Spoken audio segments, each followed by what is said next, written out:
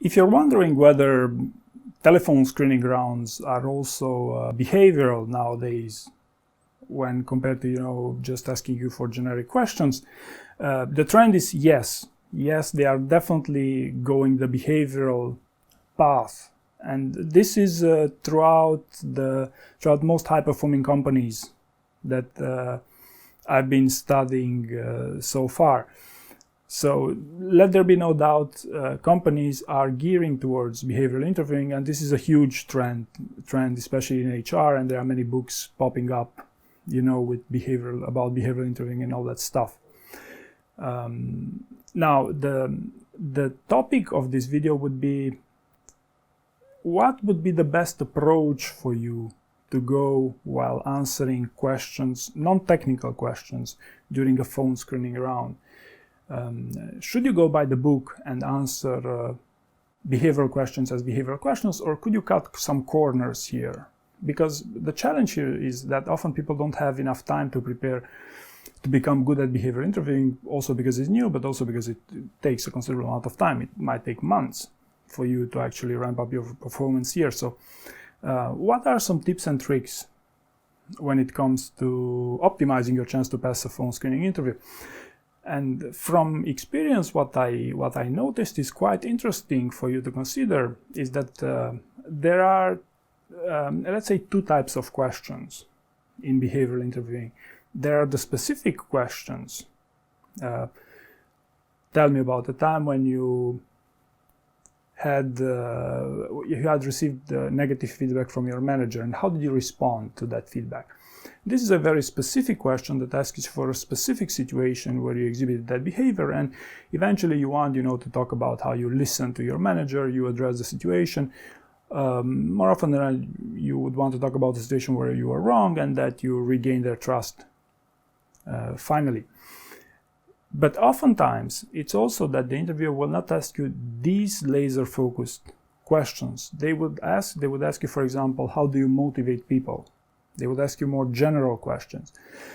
And from a behavioral perspective, yes, this could be very well looked at as behavioral questions, and I would very much advise anyone to answer this with a specific situation about the time when they exhibited this behavior. But this would be more important for the phone screening round, because that's where you're getting scored on your performance and you're getting differentiated between other candidates this way.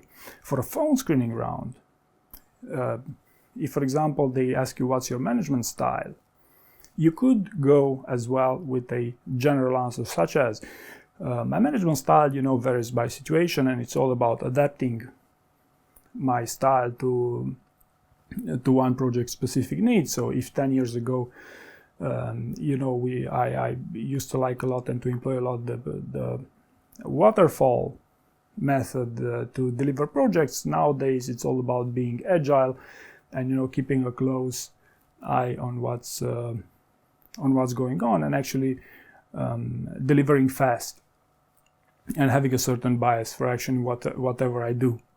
So for an on-site interview, I would say this is a terrible answer because it's a general one. They're not looking. The definition of behavioral interviewing is that they look at your past behaviors, past experiences to predict your future performance on the job.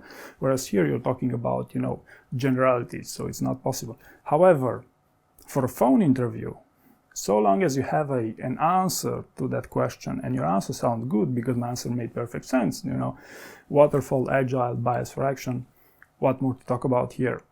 So long as your answer makes sense, it's good enough for a phone interview. So my point is that you should not literally go above and beyond to talk about a specific situation or two situations here with your management style where you exhibited this management behavior. It's overkill. So unless you feel very comfortable, about behavioral interviewing, it's not mandatory that you go into specific situations so long as the question is general.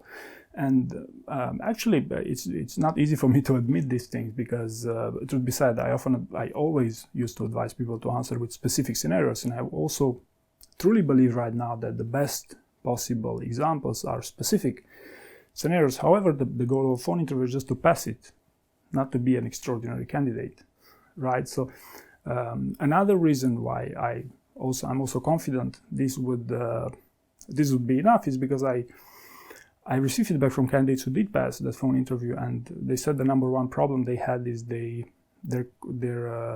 interviewer complained about the lack of details in their answers and about their answers being too general.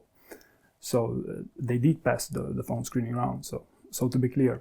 And finally, the third reason is that I've been reading up a couple of books done by recruiters themselves, and the way they recommend answering these specifically for phone interviews is rather general.